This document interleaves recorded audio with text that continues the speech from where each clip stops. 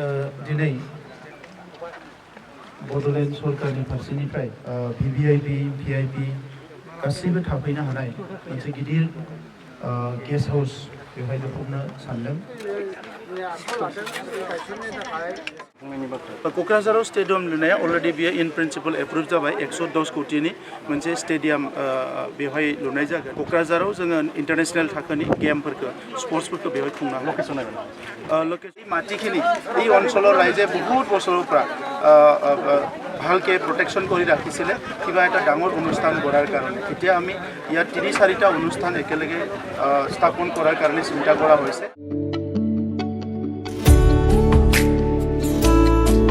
Hello everyone, welcome to my YouTube channel. दा नोंथांमोना आंनि चेनेलाव फैलायबाय खालामगासिनो। दा नोंथांमोननो मोनसे खोन्थानो नागिरदों आरोना, मोनसे अपेनिं सेरेमनि जानो नागिरदों। बे अपेनिं सेरेमनिया जाहैबाय स्टेट गेस्ट हाउस जानो नागिरदों आरोना, जों गामि खाथियावनो नियार बाय एकदम आंनि न' सेरावनो आरोना। दे होमबा लोगोफोर नायबाय थादों नोंथांमोना, सार CM सार फैनो नागिरदों आरोना, बेखायनो नोंथांमोना एसे देखायसैलाय। Let's go.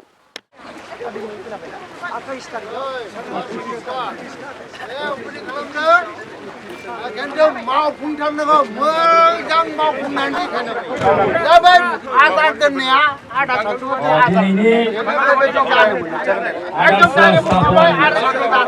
बेखेवनाय हाबाफारियाव नुजाफैनाय जाफुंनानै देखायबासो जाबाय प्रमद बर' सार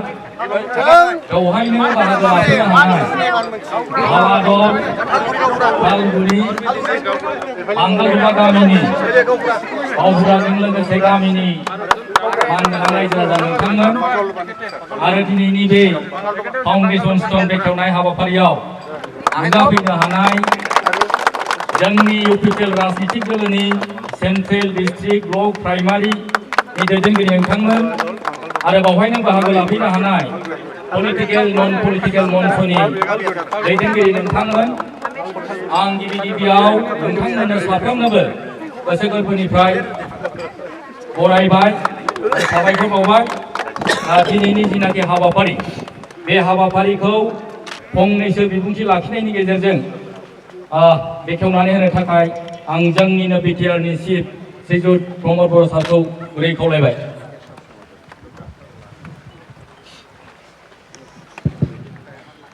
दिनै बड'लेण्ड सरकारनि फारसेनिफ्राय जोंनियाव जिफोर आलासि फैयो बिथांमोनखौ जिरायनो एबा थानो थाखाय मोनसे state of art guest house, जेरावनोखि भिभिआइपि भिआइपि गासैबो थाफैनो हानाय मोनसे गिदिर गेस्ट हाउस बेवहाय लुफुंनो सानदों। आरो बेवहाय जोंनि बड'लेण्डनि राजधानी हिसाबै केपिटेल हिसाबै गोबां गिदिर मानसिफोर फैयो, नाथाय जिरायनो दासिमबो जायगा गैया। दा बेखौ बे आलासि जिरायसालिखौ गेस्ट हाउसखौ लुफुंनो थाखाय जायगा होनायनि थाखाय आं गिबियावनो मोनथाम गामि हालुवादल,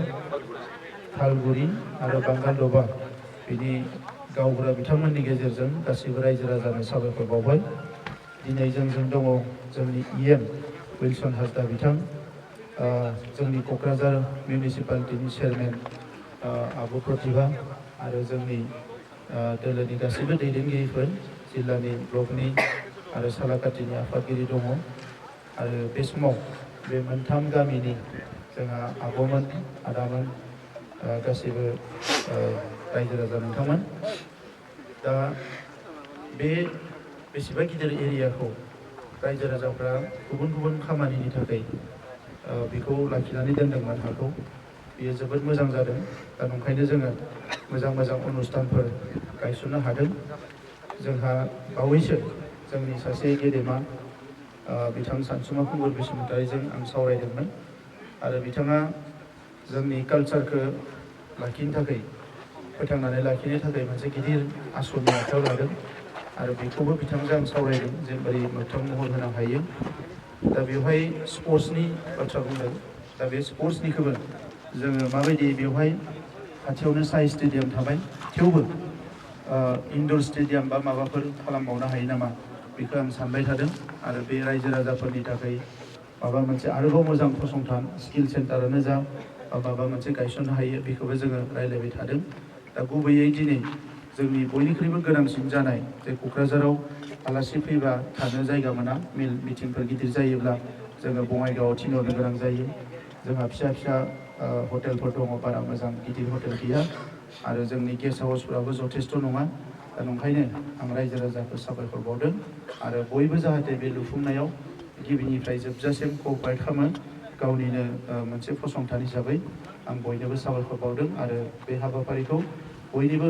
मददजों मावफुंनो थाखाय आखायाव लानाय जाबाय गोजोन्थों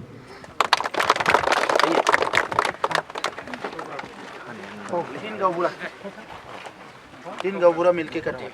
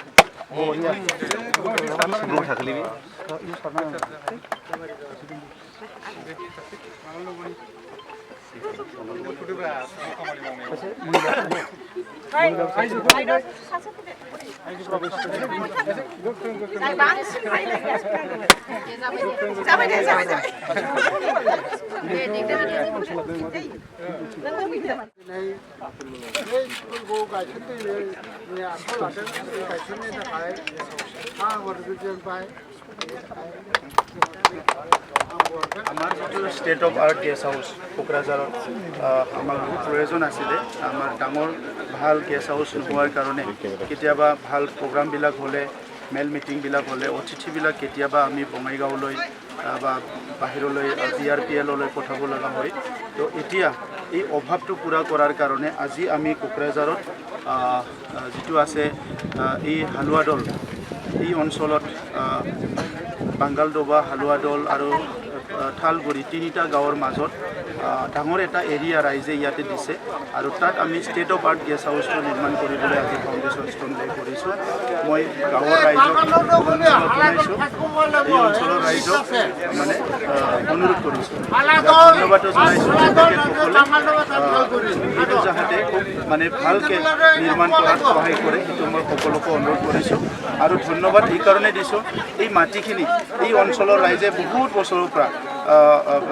ভালকৈ প্ৰটেকশ্যন কৰি ৰাখিছিলে কিবা এটা ডাঙৰ অনুষ্ঠান কৰাৰ কাৰণে এতিয়া আমি ইয়াত ৩-৪টা অনুষ্ঠান একেলগে স্থাপন কৰাৰ কাৰণে চিন্তা কৰা হৈছে আৰু এই অঞ্চলৰ ৰাইজৰ উদ্দেশ্য কৰি এটা স্কিল চেণ্টাৰো আমি ইয়াতে বনোৱাৰ কাৰণে য'ত নেকি আৰ্ট এণ্ড কালচাৰ বিভিন্ন বিষয়বিলাক শিকোৱা হ'ব তেনেকুৱা চেণ্টাৰ এটাৰ কাৰণে চিন্তা কৰা হৈছে মই অসমৰ মুখ্যমন্ত্ৰী ডাঙৰীয়াক ধন্যবাদ জনাইছোঁ যে কোকৰাঝাৰখন আমাৰ একমাত্ৰ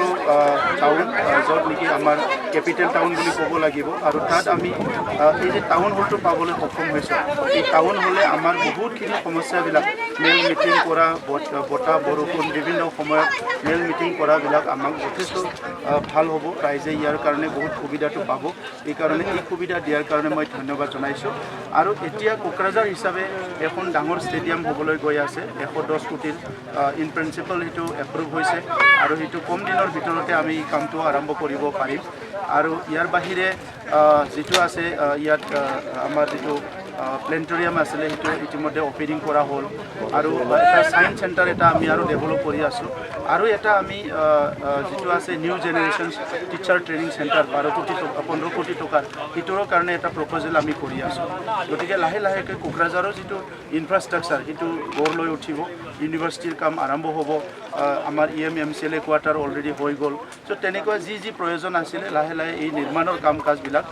ডেভেলপ হৈ আহিছে আৰু এটা কম দিনৰ ভিতৰত আৰু হয়তো 1-2 বছৰৰ ভিতৰত সব ফিনিशिंगत আহিব क'क्राझाराव स्टेडियाम लुनाया अलरेडि बियो इन प्रिन्सिपल एप्रुभ जाबाय 110 कोटिनि मोनसे स्टेडियाम बेवहाय लुनाय जागोन साइ स्टेडियामखौ आपग्रेड खालामनायनि उनाव नैबे मोनसे स्टेडियामखौ मोनोबा क'क्राझाराव जोङो इन्टारनेशनेल थाखोनि गेमफोरखौ स्पर्ट्सफोरखौ बेवहाय खुंनो हागोन लकेसना KDSA हा दंखायो गौरांनि हरै साइडआव दा बे KDSA नि हायावनो बेखौ गायसननाय जागोन थैंक यू फाइनालि जोब्बाय आरो माबायदि मोनदों